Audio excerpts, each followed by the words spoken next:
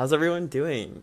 Are you guys like feeling I know it's not a full moon yet. It's not a full moon until tomorrow afternoon, I think. What's today? Wednesday? Yeah, tomorrow afternoon. But how's everyone feeling? I always get super wired like a few days before the full moon. So that's why I was like, I have no plans tonight. Maybe I'll just like go live on TikTok and see who shows up. Um, but yeah, happy Wednesday. Hope you're having a good week. I hope it's not too overwhelming, and I hope you're able to like pace yourself and enjoy yourself. And um, but yeah, how's it going? Hello. But I thought I'd come on here and talk about. So I've been seeing so many TikToks, a lot of like spiritual TikToks out there. A lot of people are talking about what's going on, and there was all this hype about like the disclosure that was happening this month with like all the alien stuff. Um, and there's a lot of like I think it's really important because a lot of things are opening right now to have like discernment. Like I think discernment's super important, and especially as we're going back into like the world where I am, like everything opened up fully this past week, and I like have definitely have like some social anxiety with getting back into like those large crowds and being around so many people and like having to like protect my energy because you're just picking up on so many other things and so many other people's energy now that we're like kind of re-emerging back into the world. So I thought I could go over like some ways that like I protect my energy and ways that you can protect your energy if you're going out there into like crowds and like re-integrating with the world now that things are opening back up. One thing that's like super good that I know I've seen a few people comment that I also do too is like noise canceling headphones are like huge for me. Like I went to Target today, and even like going to Target like shopping can be overwhelming for me now because we've just been so isolated for so long that just putting like my noise canceling headphones in makes such a big difference. And sometimes you'll see in like some videos I have a headband on. Wearing a headband really helps also for me. Um, hey Grace. Um, yeah, there's just like lots of things that you can do, but one especially, so we have like our physical senses, and that mirrors so much our like psychic senses and clair senses. So a lot of protecting those energy senses are the same as protecting your physical senses. So that's why the headphones work really well for me. Covering your head in general, your head is such an antenna, like in your physical body for picking up things in the energy world. Um, that just covering your head in general is a good way. Putting a hoodie up, wearing a beanie, wearing a hat, wearing a headband, wearing headphones.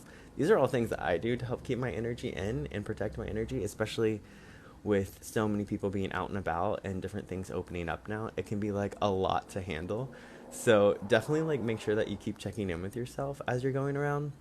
Another thing that I do is, for me, when I had my near death experience, it was like a really important thing that the beings on the other side told me was about my left hand. And I've talked about this in one of my other videos, but it was really important that it was almost like they installed something in the palm of my left hand, and it was almost like a connection, like a portal to myself or something. But it was like it was almost like this is for you. Like they put something in there for me, and my left hand was just for me.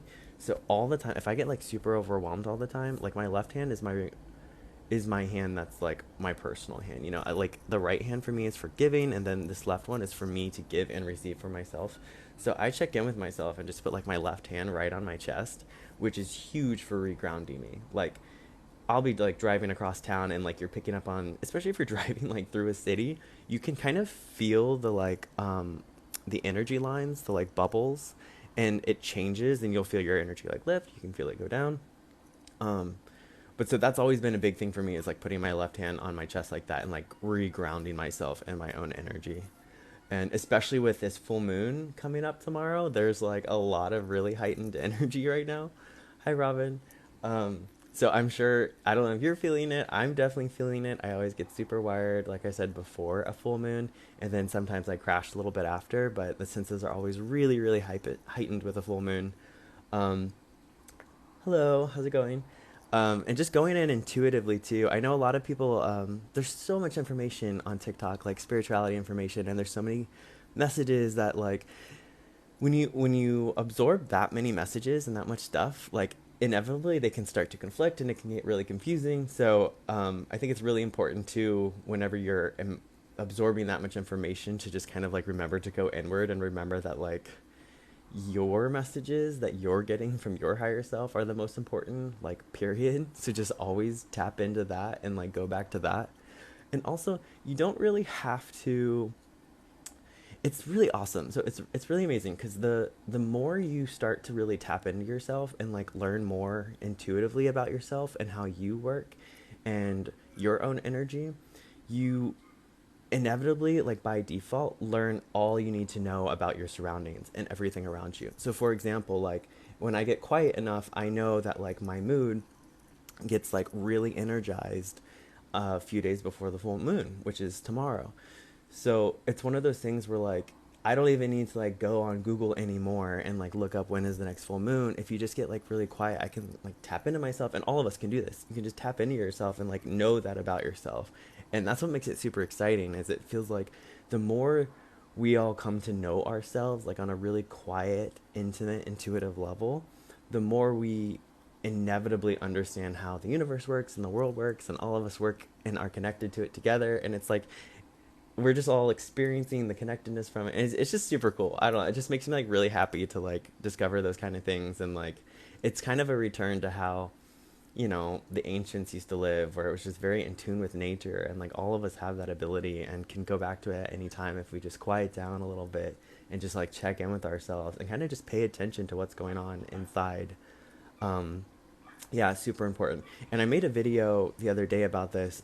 Someone who was like an addiction specialist had left a comment on one of the videos about shame, because I talked about how I think a lot of addiction, and again, I'm not an expert, but I think a lot of addiction, and really just anything in general, is rooted from a deep sense of shame, like an internalized shame. And the reason why that can be such a block for people is because the way to heal anything is to be able to feel it, feel those emotions that maybe you haven't felt or processed.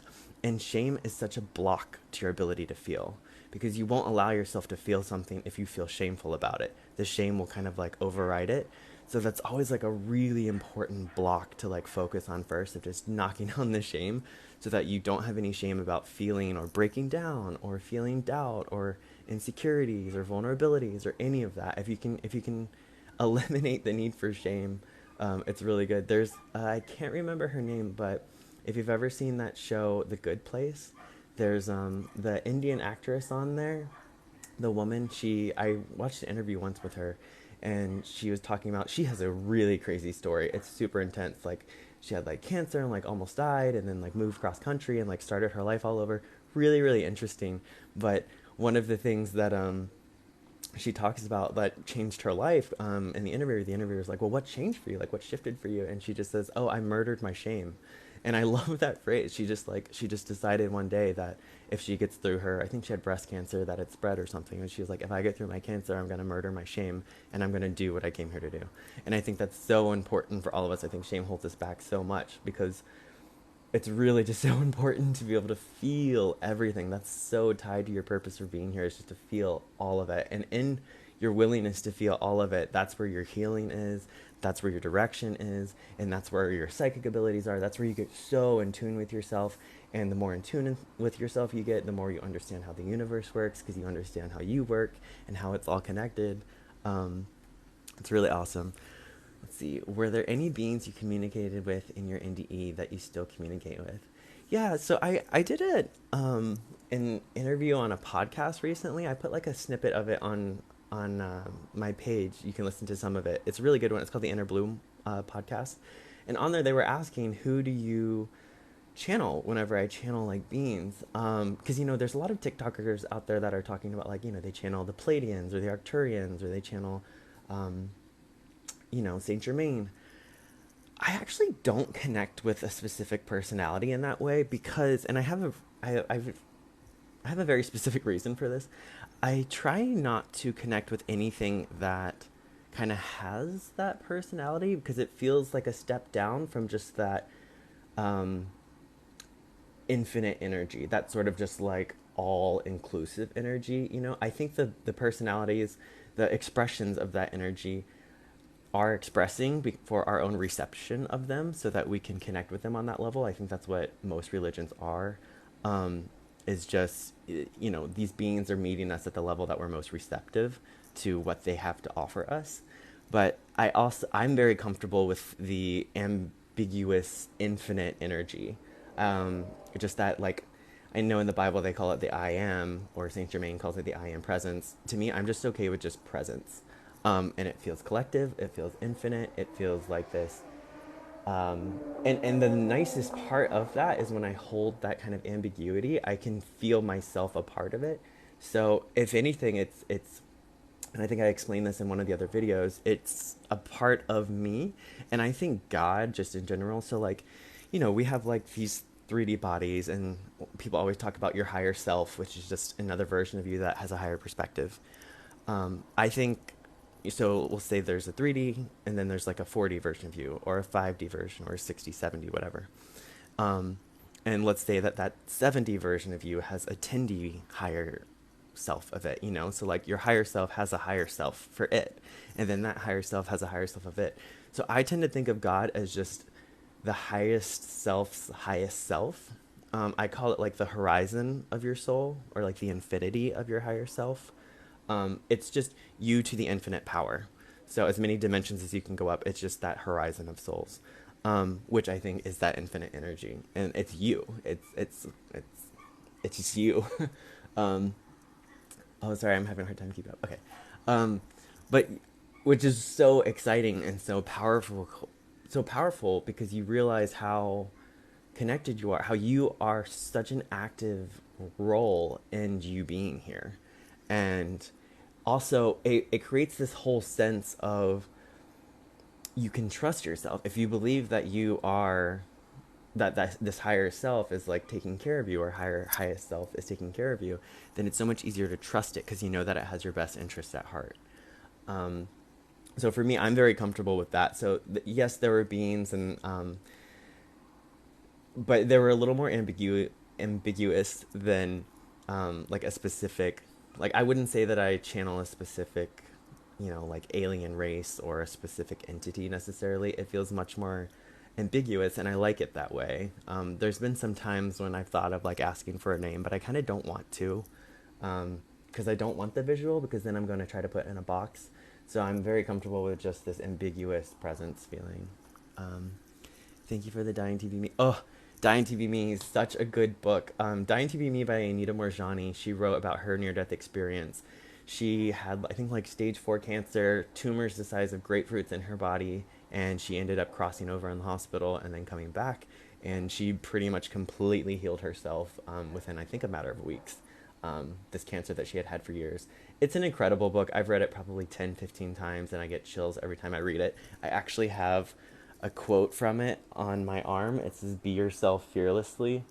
That's one of her big takeaways from the book, and all you really have to do is be yourself fearlessly. Which I know a lot of people have been asking about manifestation, because everyone wants to like, how can I make money? How can I find the love of my life? How can I manifest this? How can I manifest that? I just did like a longer 3-minute video on my page about manifesting, but the wonderful thing about it, and manifesting, first off, is like you're doing it all the time. It's not anything you have to try for. It's just whatever you focus on and whatever you're open to receiving. So I describe it as, if you imagine water coming through like a water faucet, um, your beliefs are your filter to your reality. So your beliefs are like a Brita filter on that water faucet that's catching things and allowing things to flow through. And you manifest whatever feels the most natural to you on a vibration, on a feeling level. That's whatever you're most receptive. So if there's something that you're struggling to manifest in your life, you might have a belief or a reality filter that's blocking it. So really it's just about opening up to allowing space for that to come in. But the exciting thing about manifesting, and this is an important thing that I don't see too many people on TikTok talking about, that I want to make it very clear because it's a wonderful message. Um, people, I think, are putting so much weight on their shoulders of thinking that they have to have every aspect of their life figured out, or thinking that there's a liberation in knowing that you have control over your life and you have the power to create things, but also you're not necessarily meant to micromanage your whole life. You do have something that you can lean on that is trying to take care of you, that you don't have to work so hard. You do have like a higher self and a highest self and an infinity self up there that is constantly trying to take care of you. And the most important thing too is that And I've mentioned this before too. It was like there's these valves in our bodies. Um, your only job is really to keep those valves open and to be as authentic as possible. Because when you do that, when you're really, really you, like as authentic and open as you can be, you're not going to struggle to manifest anything because the beliefs are all going to be open. All of those valves are going to be open for you because it's just going to feel right. It's just going to click in for you. So whenever I feel like people ask questions about manifesting, I feel like the first thing I would ask is like, I think most people hit their speed bumps because they're trying to manifest something that might not be authentic to them or organic to them. Because part of manifesting is it happens very easily when it feels natural to you, and it just makes sense. You think, oh, that's me. Of course it happened. You know, it just makes sense with who I am. Imagine like your bedroom. If you take the time to like make your bedroom look exactly the way you want it to, and then someone walks in and they're just like, oh my gosh, this is so you. That's kind of how manifesting is. Like when you take the time to really like know who you are and go inward and establish all of that, your life will start to decorate itself with things that look like you, that just feel good. Now, it might not necessarily mean like you're going to be a billionaire because that might not be why you came here. That might not feel natural to you. That might not feel organic to you. But the things that do come into your life will feel authentically organic to who you are and feel fulfilling when you open up to that. If you just embrace the idea that you came here to be who you specifically came here to be. And the best thing to do that is kind of unplug a little bit because there's so much like media bombarding us with like, here's the dreams you're supposed to have, here's the things you're supposed to want. And so a lot of people are trying to manifest those things that might not necessarily be authentic to what their heart really came here to do. So the first thing I would do is take the time to go inward and really get to know yourself on a deep level and know what your heart's desire really, really is. And whenever that becomes clear, I think you'll find a lot of blocks just lifting on your manifestation process because everything you're going to know what you really want in your heart's desire, and because it's going to feel so good and so authentic to you, it's going to come into your life a lot easier. You're going to have to do a lot less heavy lifting of removing blocks and stuff because you took the time to really figure out who you are and what you want. um, Okay, I know that was like a tangent and I saw a lot of comments coming in here, so let me see. Let me scroll back and catch up some of these. Do you astral project as well now? Yeah, I've that can get really overwhelming, so I try to. It feels like the last couple years we've all been out of our bodies, a lot of us, because I think there's a lot of things going on the other side that we've kind of been juggling a lot of different realities. So I try to do it less now because I don't want to. I want to feel more grounded and more present in this one. But definitely, astral projection, I think, is it's a lot easier than most people think it is. Um, because everything, the root of all reality and all multiple realities is just like rooted in your imagination. And I don't want to make imagination sound like something light, because it's not. It's actually like, it's a very real, tangible thing. And that's a lot of what astral projection is. It's opening yourself up and allowing yourself to go places like that. But yeah, for me lately, unless I'm doing like a reading for someone or like there's something important that I want to channel or I'm trying to send someone like loving energy or something like that, I try not to astral project too much now because I feel like I've been out of my body for so long, for the last few years, that it feels really good to feel present and grounded in my body now. Which I've had questions about, like, a lot of people have left comments about like, how do I feel about alcohol and stuff like that. I don't have any problems with any substances, but I think for me, ever since that experience, I haven't wanted to feel anything but sober and present, so it hasn't really been a part of my life that much since then. Um, but again, I'm not like judging anything because there's nothing wrong with it, I don't think.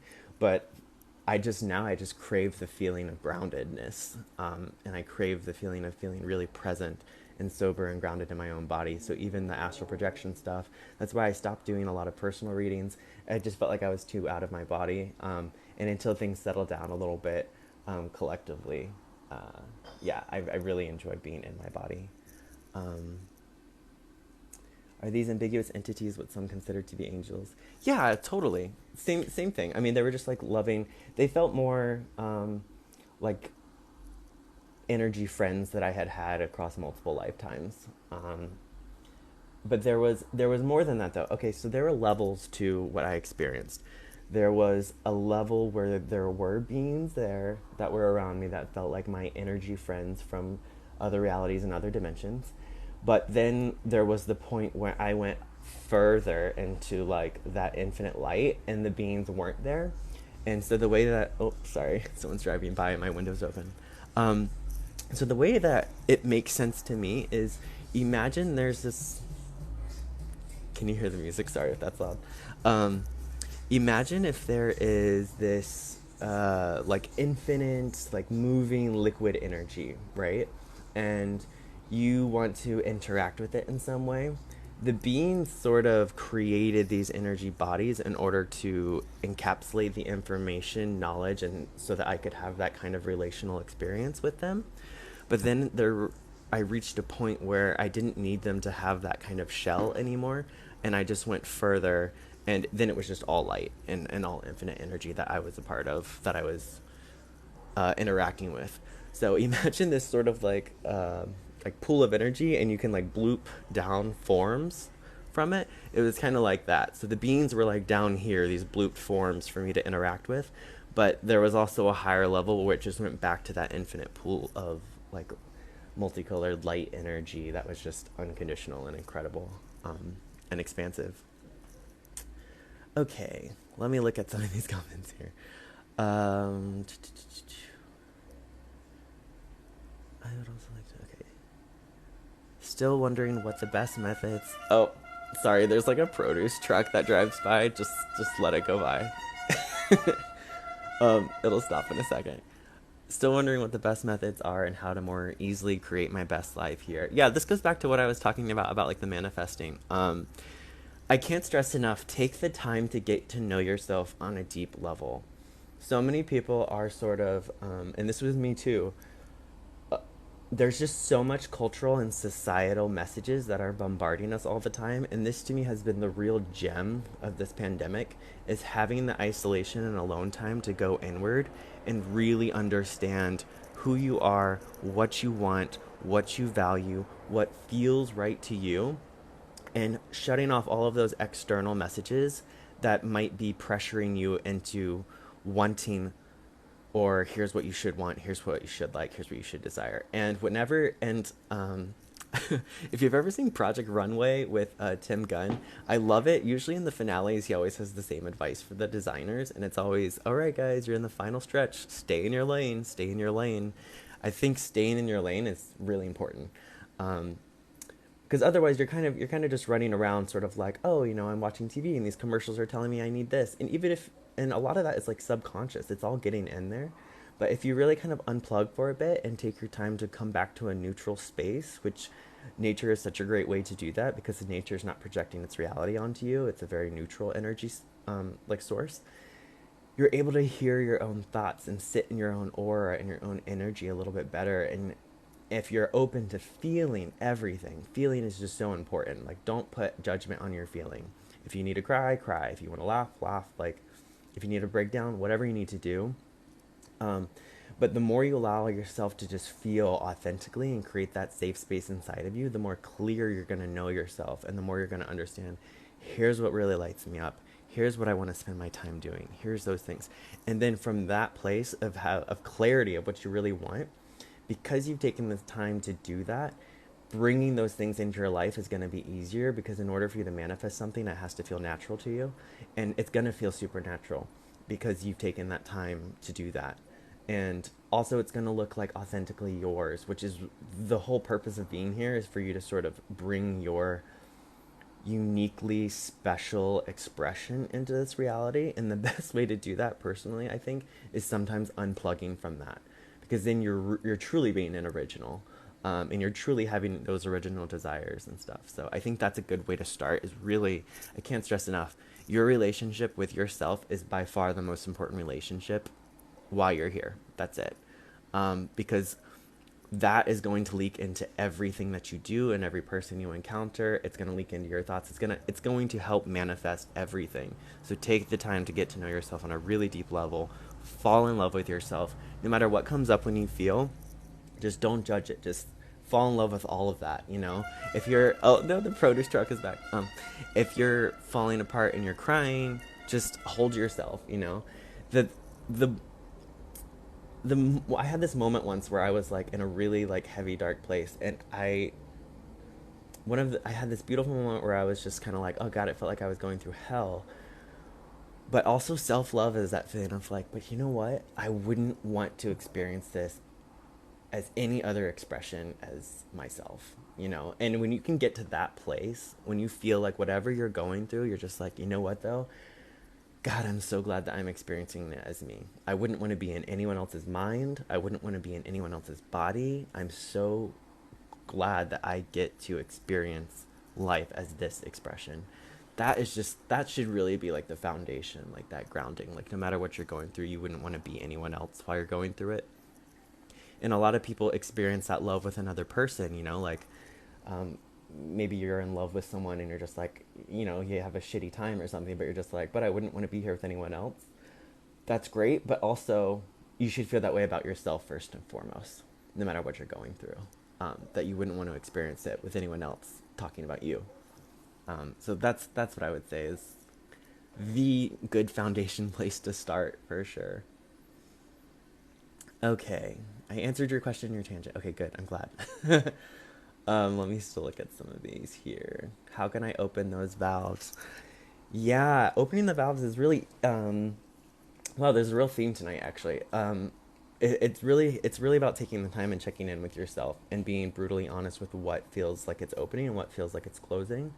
Um, and the reason why I use those terms, open and closing the valves, is because I don't want to use the terms good, I don't want to use the terms bad, or shoulds, or ought tos. A lot of times when people get really into their spiritual journey, it can be very easy to start creating a lot of shoulds and a lot of dogma stuff, and then you slowly start to develop your own personal religion, which can be very disciplined and boxy. Really take it moment by moment and just checking in with yourself of what feels open, what, and it, to me it feels like it's right here. It actually feels like something opens up in my chest. And you know, we might say, oh, what feels good or what feels exciting, but it's more on like a soul level. It's more than just what pleasurably sounds exciting or what sounds good or delicious. It's no, what is really nourishing this part of me, like that's really opening up something in my soul. um Actually, you know, there's a really great video. I'll try to post it on my channel if I remember. But you can also go on YouTube and find Caroline Miss, I believe is her name. She's like kind of an older spiritual like guru lady. She did a talk on Oprah where she talks about, I'm going to show you the gateway to your soul. And she does this exercise that's like a, I don't know, a 90-second exercise where she helps like crack in.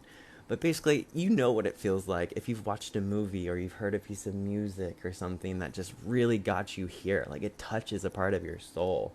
You, like any YouTube, I always think of like those golden buzzers like videos on America's Got Talent where you just find yourself like sobbing, like it's touching that part of your soul. And you feel like you release something when you tap into that, like you've healed something. That's really the place where you have to keep tapping into. And really, it's moment by moment. And when you open that place up, at the that's when inspired action inevitably follows. So you don't really have to necessarily plan it out or figure it out necessarily. When you tap into that place, you'll just naturally feel like doing something or have this, and keep holding on to that space, you know? So like maybe you had plans to do something, but then you tap into that space and you're like, actually, no, this feels really good. Actually, I think I really want to go on a hike or something, or just take a walk around my neighborhood. Just trust that. I always feel like if you've ever read the Harry Potter books or seen the movie, whenever he takes the luck potion, Felix something, it's like this lucky potion that he wins, and then the whole night and like the whole chapter of the book, he's just sort of like do. I think we should do this. I think we should do that. That's really that flow state that people are talking about. That you're all of us are capable of accessing at any time. It just takes going in and knowing what that feels like. That open valve place, and it's really just getting quiet and getting very intimate, putting your eyes back on yourself and mirroring. Actually, that's a good exercise. I do this exercise every single night and every single morning to help ground myself. And it's just mirror work. It's just sitting in front of a mirror and kind of talking to yourself. I do it whenever I do like my skincare routine. I really take the time to like, talk to myself and check in with myself. And I ask myself, how am I feeling all the time? All the time I ask myself how I'm feeling, which is so interesting because a lot of people ask other people that question, but they never ask themselves, how am I feeling? I don't know, how do I feel about this? And taking the time to, even if someone's asking me something, do I want to do this? Do I want to go to this? Not being afraid to say, let me check in with myself first. Like, let me just check in really quick.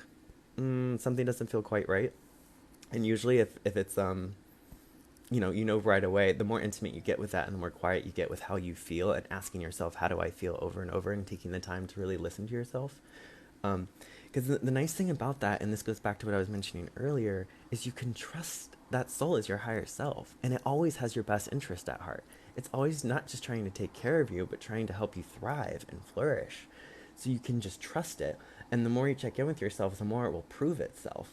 That's when you'll have a life full of synchronicities and you'll start developing all these psychic abilities, and you'll just, manifestation won't even be something you consciously need to do anymore, because you'll just be following that internal GPS, that intuitive guidance system all the time, and it'll just kind of feel like you're high and floating all the time, and you're just like, it's great. But just really tapping in like that. Okay, let me see, I'm getting all these notifications, so let me try to move on to the next question. Recommendations on how to get closer and connect with the spiritual realm. Yeah, just quiet down a little bit and go inward, and ask, if you're trying to connect with spirit guides or anything, ask them to show up. I usually light some candles. I burn a little bit of incense. I have a channeling playlist that I use. I can start making videos for you guys of the songs that I use that help put me in that channel headspace. My big, like, I've got a few of them that I've shared, but I'll try to share more of them with you guys. I have lots of tools to just help me get into that headspace, and then you just stay completely open to it. You just really stay open to what comes without judging it. And the wonderful thing about it is, I don't, a lot of people say the universe is self-healing, but so are you. And so you don't have to work so hard towards your healing if you just create the safe space for it. What needs to come up will come up. And with your guides there, they will help you do whatever you need to do, and it doesn't even have to be conscious on your part necessarily. Your only job is to create the space for what needs to happen to happen. Um, you're not, you don't have to try to be your own energy surgeon. You just have to rest for a second and then let that energy take care of you and provide whatever healing needs to happen. How can we step more fully out of fear? I don't want to sound like a broken record, but for me, it's one of those things where really getting in tune with that internal GPS, ask it to prove itself to you all the time. Because whenever you allow the space for more of these synchronicities to show up in your life, you realize that there's a lot less to be afraid of, because this internal guidance system will prove itself to you over and over. Your guides will prove themselves to you over and over. And then you'll realize, oh wow, the more I tap in with myself and check in with myself, the more magical things happen to me. So it's not even so much, most fear I think is misdirected. And really, if you can get to a place where you are unafraid of yourself and unafraid of your own feelings, it really eliminates most fear that you feel. It's almost a feeling of invincibility. If you're unafraid of any emotion or any feeling, like you're not afraid to feel humiliated or embarrassed or insecure, like because you've taken the time to sit with all those feelings and you realize there's nothing scary about them, like you know how to take care of yourself, it really eliminates a lot of fear, or unnecessary fear that most people feel, because you just know how to sit with it and you know that it can't really hurt you. Yeah. So let me see here. So much. I keep seeing 111. Yeah, that's exciting. 111's usually that would make sense with the full moon coming, but I also don't want to make a collective energy reading about that. If you specifically are seeing 111, that usually means that your new things are coming, and just stay open to whatever new things are coming into your life. And every number has its own, specific meaning for them. Hey, Mitch. What's up, Mitch? Hey, guys. Hey. I went back to back to back 111. Oh, that's awesome. Yeah, now's a really good time to set intentions with this full moon, Kevin, because the energy is so heightened. I tend to think that there's waves where these higher beings, these energies, like to download things into our realities. And, you know, you can say that that's around full moon time or new moon time or whatever. I think it's individual for each person because you're going to have times where you're most open and receptive and times when you're not. Um, but I think around full moon specifically, there's a lot of new downloads coming in from that energy into your reality. So now's a really good time to just like stay open to the new, create more space for that stuff to come in there, and just again, when it comes to manifesting, you don't have to work crazy hard for it. You can also just stay open, stay really, really open, and tell your guides, hey, I don't even know what I want, but I want you to spoil the shit out of me. And just create the space for them to do that and let them surprise you, you know? Let the universe surprise you. You don't have to have it all figured out. I've seen 444s my whole life. 4 is usually a number of balance. 222 is a good one. Lots of numbers. Should I go vegan? I think that's what should go vegan. I think that's a personal decision for everyone. Again, follow your internal GPS. Depends where you are in your life. When it comes to meat, I've become really hypersensitive to certain meats, and it's not even so much the meat necessarily, it's how was the meat prepared and how was the animal raised, because I do feel the anxiety of the animal if I'm ingesting an animal that was, like, I can just tell right away, like, I'll start to feel their anxiety, but that's because I'm hypersensitive nowadays. So even, like, sitting around someone with that kind of anxiety, I'll secondhand feel it. Um, I will say it does not happen with fish. So most of the meat that I eat is just fish. I don't really eat dairy or anything that much. It's pretty much just fish. But occasionally, if I feel like a real craving for something, I've just gotten really in tune with my body that I just know, oh, my body needs this. Imagine if you're like a pregnant woman or something and you get these cravings, like your body knows what it needs. There's reasons why you're having those cravings. Just take the time to really check in with yourself. I don't want to say yay or I don't. I hope I don't promote any like one form fits all for everybody. I think the real, if there's one message I would have for everyone, it's follow your internal GPS, you know? Because like if you have some kind of like body thing where you need a certain mineral or something, um or your blood just works differently or your body works differently, and you feel awful when you don't eat a certain protein, then listen to your body. You know, don't make yourself sick trying to do something you should ever. Really just go intuitively and do what feels right for you. Um, can we connect with those we have lost? 1,000%. Absolutely. You can connect with those who are still here. You can astral project and connect with your family on the other side of the state or the country or whatever. There's just no division whatsoever. Like, we're all connected all the time. You can connect with anyone and across any time period too. You can channel someone from a time period that was way, way, way back. You can channel from one that's way, way, way forward, which is, I think, what a lot of people are doing when they say they're channeling higher beings. It's all coexisting. So you can, yes, 1,000% connect with anyone and everyone. Um, can spirits move out belongings? I lost a battery and it showed up today out of nowhere. I love when that happens. I always feel like it's usually like my higher beings protecting me from something, or like kind of being I don't know, taking care of me in some way, or like surprising me in some way, or protecting me from something. I think they can totally interact with our surroundings if we're open to it, or if there's some kind of intervention that needs to happen. Like, you hear tons of stories about people who were like in a car accident and there was some kind of like being that intervened on their behalf to take care of them. Um, but again, that's another one of the things. I would just ask, honestly, your guides that question. I would go inward and just ask, what was this all about, you know, and just tap in, because it's going to be a specific answer to you that only you'll know. Um, I only eat happy chicken eggs. Oh, good. I'm glad. Happy chickens. Thank you for sharing. Each brings for different communities. Thoughts on twin flames? Do they exist and are they rare? Um, there's a lot of conversations about twin flames, actually, and it's really interesting. So there is someone in my life that I, for a very long time, considered to be my twin flame. Um, and there are still moments where it's it's a hard question to answer because there's so many different definitions to what twin flames are. First off, you're not stuck in anything. So like if the relationship that feels so intensely, but it's also like toxic or damaging to you, you need to change your definition about twin flames. Like even if they, I feel like there's a place where like even if they do exist, nothing's trying to hurt. Like don't stay in something that's abusive or toxic. Period. Um, because at the end of the day, you're still in control of your life. You are still capable of making whatever decisions you need to do. So don't be the victim of an emotion in that, or don't think that you're trapped into something if it does not feel healthy to you. Um, but yeah, as far as twin flame goes, I used to ask myself that question a lot with like an older relationship. And then I kind of realized that it just wasn't doing me any good to ask that question.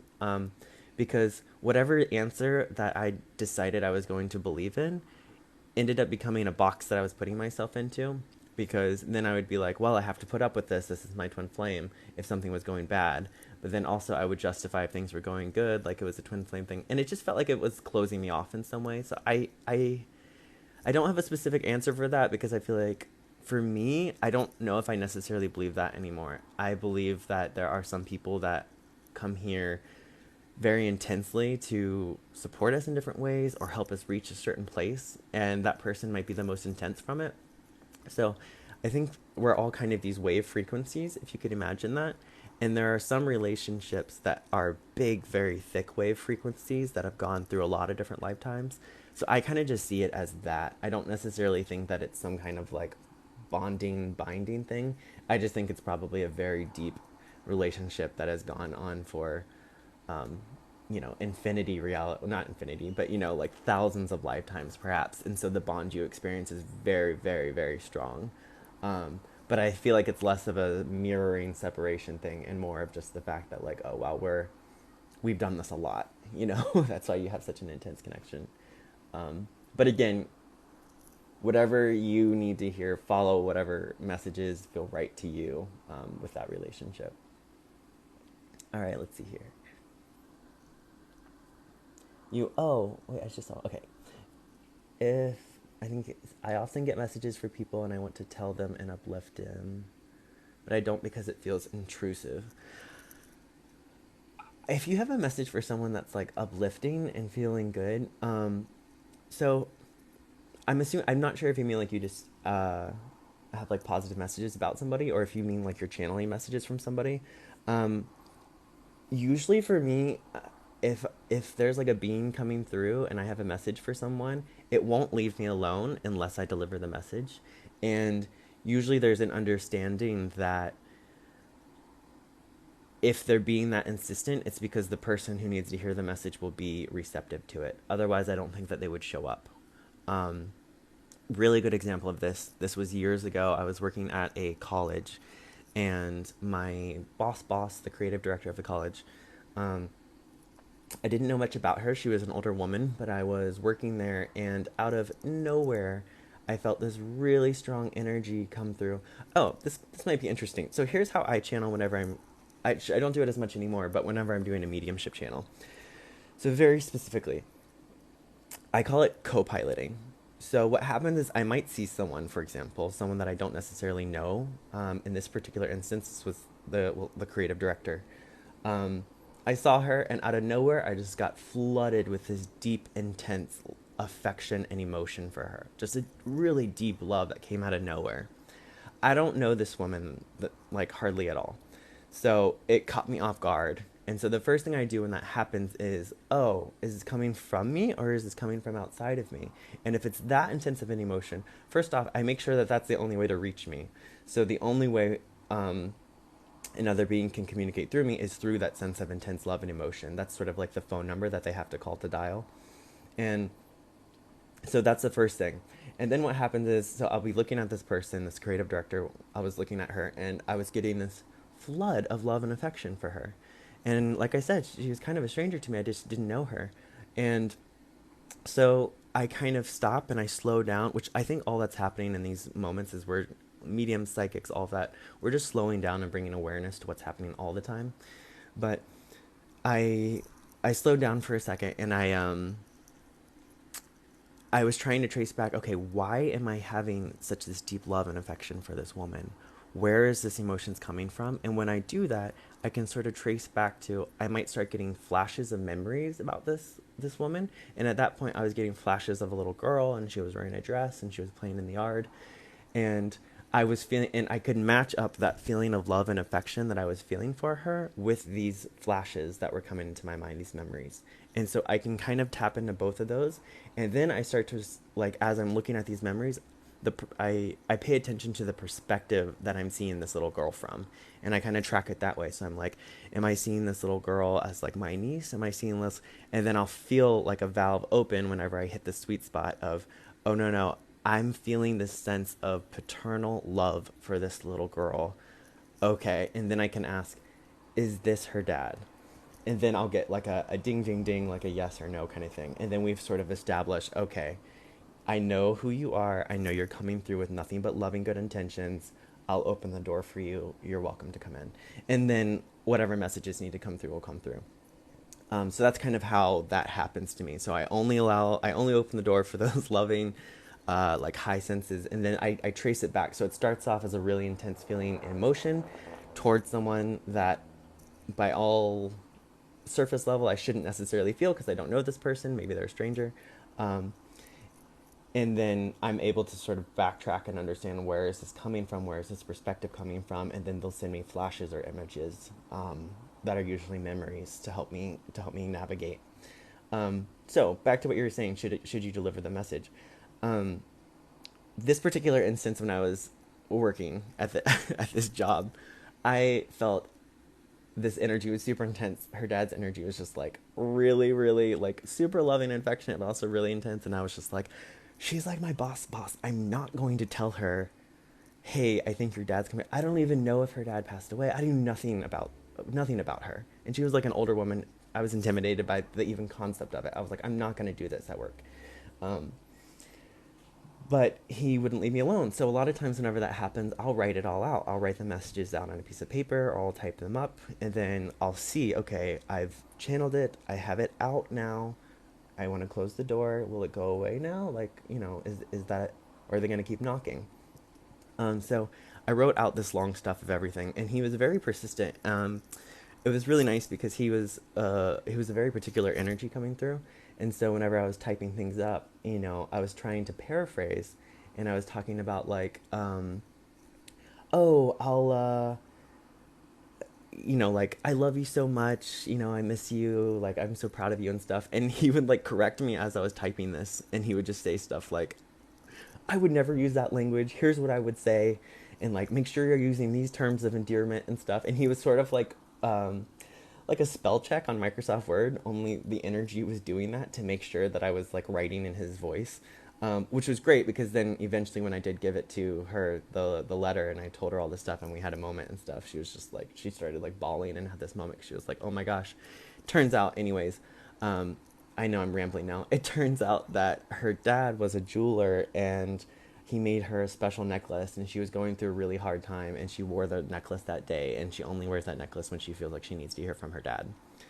So I could have not delivered that message, but because the energy was so persistent, I had tons of my own doubts and stuff. But at the end of the day, it was just sort of, if it's coming from a really loving, good place, and you're not projecting anything on this person, make the decision for yourself. But this energy was trying to come through for his daughter, and it turns out, again, like I said, I knew nothing about her. I didn't even know if her dad was passed or anything, but she needed to hear that message. Invitation to go live together. Oh my gosh. Okay, I don't know how to do this. I'm gonna invitation to go live together. Oh, sorry. It went away. Okay, there's a lot of notifications. I don't know how to keep up with them all. But let me scroll through some of these comments. Oh wow, that's amazing. Yeah, it was really cool. It was a great experience, and it was a good experience for me too, because this was years ago, so I was kind of like, I had only ever really done channeling for like close friends or family. I was very private about it, and this was just such a, like, your boss's boss. Like, once you've kind of crossed that hurdle, it kind of makes it a little bit easier. But it was really nice. It gave me a lot of confidence after that. And the other thing is, it helped me understand my own process. If you're someone who's trying to connect with your spirit guides, or if you're someone who's trying to tap into channeling or anything like that, um, I used to read like a bunch of different books to try to learn how, and the best thing I could have done was just stop reading those books and just get really quiet to see how, what is my process? What is my language? How do I communicate with them? And now I just have such a specific process that I know exactly what works for me and exactly how to do it. And that's because I just took the time to, like I said before, shut off all those other messages and noises and just figure out what is mine. Um, oh, that's lamps swinging from the ceiling. It's really great when it's like a personal, someone you know personally too. That's such a great way to practice too. If you're worried about channeling, or like you don't want to I don't want to open myself up to like other beings or something, try to channel your like loved one who like loved and adored you and passed away, because you'll know their energy right away. You'll be able to recognize that energy signature, and you know you won't be afraid of it because you know the person. So I think that's a good way to start. um, Let me see through some of these.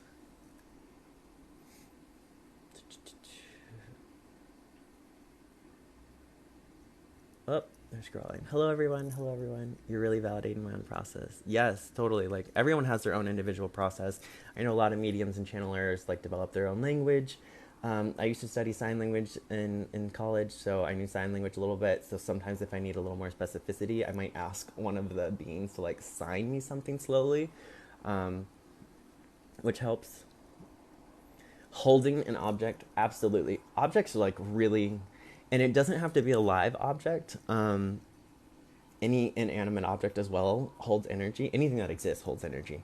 But there's been a lot of times where I'll be talking to someone, not even like a formal reading. It'll just be like a stranger or something. And actually, this is a really specific answer. I had met a guy once at a restaurant, and he was like outside just smoking, and my friend and I were there, and he was just a really nice guy, and we started talking to him, and he had this ring on that was pulsating. Like, I could see and feel the energy pulsing from it. And I like just couldn't ignore it. So I just was like, hey, there's like a lot of, can you talk about that ring on your hand? Like, I feel like there's something with that you need to talk about. And sure enough, it was this whole big story about like he was going through a really hard time with his son and the custody with his son. And it had been like his son's ring or something like that. And so that intuitive impulse of me feeling really drawn to this and helped me create the safe space for him to vocalize whatever he needed to. And that's why sometimes when you're getting those intuitive messages, it's really helpful to follow those urges if they feel really good and loving to you, because that he needed to talk about something. And it was just like, it was a really synchronistic moment where he didn't know who I was, so he felt safe to open up about it because, whatever, I had no ties to him necessarily, but it was clearly something that needed to come out.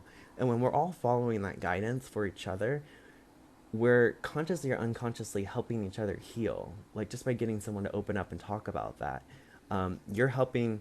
In that moment, that was opening his valves that might have been closed, whether he was aware of it or not. And we do that to each other all the time from everything. So, like, I just happen to bring like an awareness to it and slow it down a little bit, but that's happening all the time. So if you're getting those really loving, intuitive impulses, I just feel like you should follow them if it feels right to your soul. Again, be careful you're not projecting your reality on somebody. So that's why it's good to ask questions like that. But if you're feeling something like that, and it can happen from objects or people in general. Okay, I've seen some more here. Sign language interpreter. Oh, that's awesome.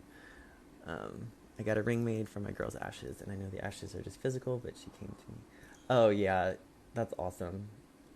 She's obviously with you all the time. It was delivered, I saw her. Oh, that's amazing. I almost saw her in my sight. You probably did. A lot of times they show up on our peripheries. Even like, and this is true for most near-death experiences too, and most spirits and stuff. A lot of, they're usually floating up a little bit. So a lot of times they can appear in our periphery. But yeah, in different ways too. Some people are more receptive to sound and they're more clairaudient. Some people will get visions and flashes and they see things more clairvoyantly, or some people the clairsentience, just this internal knowing. And that's why it's important to really take the time to figure out your own method and what works for you. I missed a lot of these comments. It keeps it keeps like scrolling, so I want to see if there's any more, or if you have any questions, please add them now if I missed it. I didn't mean to. Um,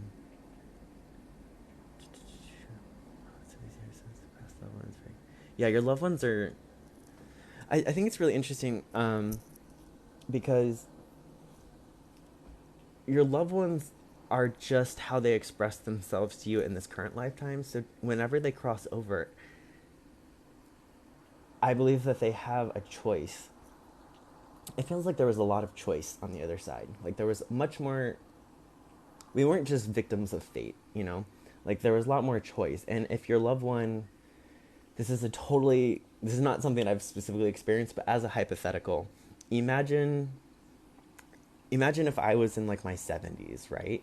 And I lost my partner and I was devastated by it.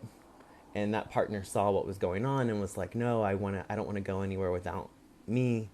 Let me come back in another way just to write out that life with the person." Then your loved ones can come back as like a dog or something, or a cat or an animal too, and then be like, "Oh, okay, like I'm 70 and I have this dog who lives my last 10 years of my life with me," or something.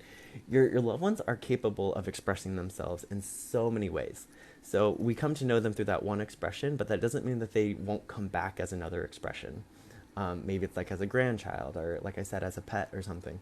There's so many different ways, and that's why it's really fun and really exciting when you feel it, because we all have our own very unique energy signature. And so you'll recognize it, you know, like I have a friend of mine who swears her dog is like her dad's energy, or I mean her grandfather's energy. And it was interesting. I ended up doing a channeling for her, and I got that before she even told me. And I was like, yes, 1,000%. It's because it is. He's coming through. And it doesn't mean that they necessarily live in that animal all the time or live in that being all the time, but for whatever reason, it's an open portal for them to come through, and it's a way that you are receptive to their energy. So that's why they do that, because you're open to receiving the love from them, just in a new expression, and they can see that on the other side. They can, because they can see from that perspective of knowing that, like, oh, I know that they loved cardinals or something like that, so I'm going to come as a cardinal because they're going to recognize my energy. They're going to recognize me because I know that they love cardinals. So it's kind of a fun game, you know. It's kind of like, it's kind of an exciting thing, and so just be really open to it. And if it feels right to you, don't talk yourself out of it, because you're probably right. um, what clairs do you use the most? I usually do. I'm very visual, so I get a lot of like just open-eyed visuals a lot, and then just like a really deep knowing, basically, and a feeling for sure. Um, Pretty much all of them. I would say clairaudient. I can't say that word. Clairaudience, is probably the least strong of the abilities that I use. It's more rare. I'm much more of a visual learner. Even in 3D life, I'm definitely visual. I'm realizing I have some gifts now. It's scary but exciting. Yeah, and so it can be really scary whenever you start developing these abilities and gifts, because you're opening yourself up to so much. You're opening yourself up to things that, well, you're opening yourself up to criticism, for one, from like other 3D reality expressions, and then you're also opening yourself up to things that you can't see in other dimensions. And that's why it's important to know that just as much as it's important to set boundaries here in this 3D reality, it's also important to set boundaries in your astral and energy realities as well. And that's 1,000% up to you of which ones you set. Like I was saying with my own, if I'm doing a reading for someone or a channeling, you can't reach me unless you're coming through as love like that. Like you're just not going to. And that's why I don't even like to create too much personalities when I'm doing my own channeling, because I feel like there's a step above you could go. Just go straight to that unconditional love. You don't really need to spend much time in here. It's a lot easier to just bump it straight up. And when it comes to mediumship, you're working through an expression of that. But when it comes to your own personal channeling, if you're trying to channel spirit guides or something, just go straight to the unconditional love. You don't need to spend too much time in this middle point here, and don't get too much caught up in that, like the dramas of different higher beings or whatever. Just go straight to the source. Make your life easier, and you can do that at any time. Let me see if I can catch up on some of these comments here. Um, I wish I could see I would daydream a ton as a kid in different worlds all the time. Yeah, because kids are just so in tune with their imaginations, which again, we downplay what imagination really is, but like kids are channeling all the time. That's one of the really exciting things about being here is that when we open ourselves up fully and open up all those valves, we become a channel for all of these things. We give them an opportunity to channel through us. That's why when you see someone who's like, if you've ever seen the movie Soul on Pixar, whenever they're in that space, that like sweet spot zone where they're just like living up here, they're so open and flowing that it's not just your energy coming through your body anymore. Now you've created an open channel for all of these higher energies to come through, and you're giving them an opportunity to vicariously live through your body in this reality. That's why it's so exciting, and that's why that veil starts to blur a little bit, because you really are thinning that line between realms, between your own and the ones you're channeling. And that comes through playing and through and using that imagination and really reverting back to that kid non-judgmentalness of, I'm not judging my emotions, I'm not judging my feelings, I'm allowing myself to play more, I'm allowing myself to imagine more. And really, that's all manifestation is. It's just daydreaming. But as we get older, we think that that's just inconsequential and it's not worth it. And really, it's how things happen. Daydream, everything starts off as an idea.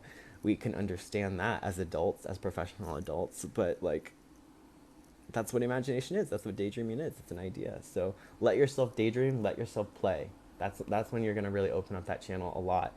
And also, rule of thumb: always follow the good feeling. Whenever you're daydreaming and playing, like you don't, and that's how you navigate that inner feeling here. You navigate which valves are opening. It's gonna feel good to you. It's just gonna feel open and good. So follow the good feeling. And anything else is just sort of like, um, there's been a lot of questions about recently about like what about these like dark entities or evil entities that are trying to like, or psychic attacks and stuff like that. um, I don't really give them much thought, to be honest. I'm not saying that there aren't those things, but I see them more as like bumpers on a bowling alley. um, as like it's more just like checking me to be like, oh, am I doing what my soul wants to do today? Probably not, because if I was, I wouldn't have even felt that or noticed that. Um, so to me, they're just bumpers on a bowling alley. Don't scare yourself by creating like an evil entity or something like that. Don't get caught up in that drama or some like big psychic war or something like that. Um, you can go higher. You can go above that. You can really focus on your higher self in those moments and focus on the higher energy that's got your back, that's trying to take care of you all the time, and listen to that voice. That's the voice you should be listening to louder than any other. um, so I think that's a good way to protect yourself as well. um, how do I become better at being spiritual? Sometimes I wish I could sense my grandparents, but I don't. This I'm gonna reference Anita Morjani once again from Dying to Be Me. She has an incredible quote that I fully validate, and that is that you already are a spiritual being. The most spiritual thing you can do is be yourself. Spirituality, as we use as a collective term, is just the genre that we're using to describe a lot of these terms.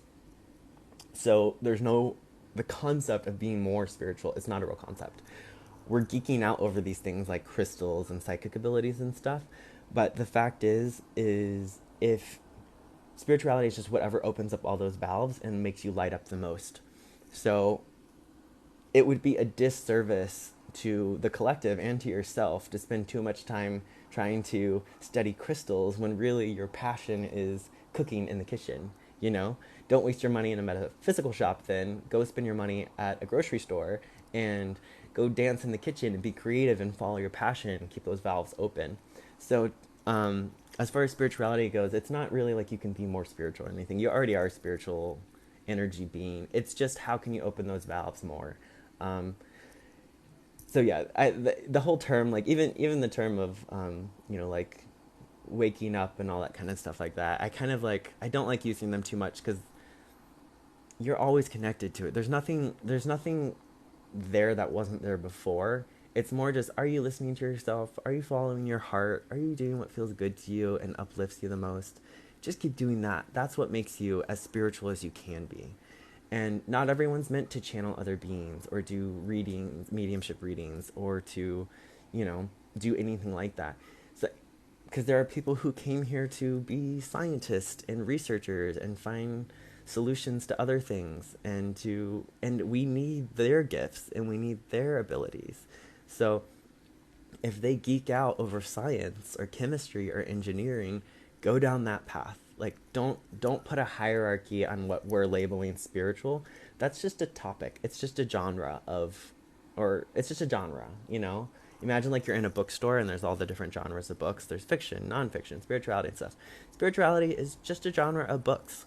But read the books that you enjoy reading the most. If that's fiction, read fiction. If it's photography, if it's science, if it's cooking, be the best reader you can be. That's how you be the most spiritual. You know, find your genre and stick with it. This just happens to be one that I geek out about, so that's why I like doing it. And a lot of the other people that are on spiritual talk and stuff, we just geek out about that stuff, so it feels natural to us. But if it's not your thing, don't try to be it. You know, really just follow your heart all the time, because we need that. That's how you contribute, and that's how you become your unique self here, and really bring to us things that we haven't seen before. Okay, let's see. I was meeting something special. Yes, right before I met my best friend and boyfriend, I can sense I was meeting someone special. I don't know if you commented something before that, but I think that was enough for me to go off of. Totally, we know, and that's a good example of you paying attention to the way you felt and knowing internally and listening to checking in with yourself. Is you know when you meet certain people like that, like there's that connection and stuff. And don't try to use logic or use outside voices to rationalize it or to explain it or to make sense of it. The only thing you really need to know is what you're feeling inside here. That's the important thing. And totally, there's tons of people here who are. I've had so many of them of just like, oh yeah, we came here together. We're meeting at the right time. I've dreamed about a lot of people I've met before meeting them. Really cool stuff. Just follow all that. You know, you all know what's best for you. You know what you're getting. That's with all this stuff. Like, we're just reminding each other of things, but everyone knows. You all know. You've got all the wisdom inside of you. Hopefully, I'm just hoping that all this is doing is validating it for you, just validating yourself. Let's see. I also have a friend who's a medium. She's a mentor. That's a great boundary. When I sense energy, I get extremely hot. I can tell when it's Gracie or someone else too. That's good. That's like a very specific to you thing. That's a specific form of communication then. Soul is such a cute movie on Pixar. Oh, it's so good. Highly recommend. It's interesting too because you know, I talk a lot about near-death experiences, and they're very popular, and I think there's going to be a lot more of them now for good reason, because they're helping us bridge the connection between worlds and those dimensions. But also, more and more people are starting to remember their pre-birth memories, remembering things like before they incarnated into a human body, which I think is really fun and fascinating. I've read a couple books about them. I personally don't necessarily have memories of mine, but a lot of those pre-birth memories were research for the movie Soul for Pixar. So a lot of what you see in that movie is actually, there's lots of books about people who have remembered what they, you know, their spirit guides on the other side, who was helping them develop before incarnating into this body, into this world, and when that connection broke and all this stuff. It's really fascinating. They're really fun reads for pre-birth memories. Let's see. Oh my god, this is crazy. Photography. Oh, photography is wonderful. I used to be really into photography. I still am whenever I get the time. We all share the same awareness, same world. I had an NDE in 2011. Oh, I feel like a lot of people are going to be having NDEs. No, I don't say that to scare people, but I just think that veil is going to get really, really thin between people, and I think we're going to reach a point where it's wonderfully blurred between our world and the energy world, and it becomes very communal, from different reasons. All right. Okay, well, I think this has been a good live. If anyone has any questions or anything like that, feel free to throw them in there, but I didn't plan on going live today, but I had all the energy from the full moon, and I felt like I needed to talk, and I didn't have plans tonight, so I was like, oh, I'll just come on here and talk to you guys. But thank you guys for your questions and your support, and I'll be making a lot more videos about some of this stuff. When do you go live normally? I don't know. I need to figure out a schedule. Which I saw that you can schedule it on TikTok, so I'll try to be more like um transparent about that and give you guys like a steady time. Maybe I'll do Wednesday nights or something. I'll definitely figure that out, and I'll put a schedule in my bio or something for you all. Also, a lot of people have been asking me if I'll do personal readings for them. I'm not doing them right now because, like I mentioned before, I'm kind of just really enjoying being in my body and being present right now. So a lot of times, if I find myself getting like, unless it's really, really pressing, like it feels really important, that I will. But I've kind of taken a little break from it. But I will say on my Instagram, I get a lot of direct messages on there, and I do scroll through them. If I get like a really hard message coming through, I will take the time to respond on there. But I'm hoping after I like get settled in, because I just moved and stuff, I'll start doing readings again, private readings for people, maybe like a couple slots a week. But right now it's kind of hard, so I'm just trying to do the lives and respond to everyone's questions in the comments. I'm really enjoying the questions that you guys are asking in the videos and on the comments. So I also just feel like a lot of the questions I get are really similar sometimes. So by answering those questions in the videos, I can respond to more people and reply to them. So I'll try to do it that way. But yeah. Anyways, thank you guys. I'm gonna go make some food, but I hope everyone has a wonderful week and a wonderful full moon. Definitely check in with yourself, and if you're feeling energized, follow it and do fun stuff. If you're feeling tired, be really patient with yourself. Check in with yourself all the time, because you know how to take care of yourself. So see you guys. I will see you later.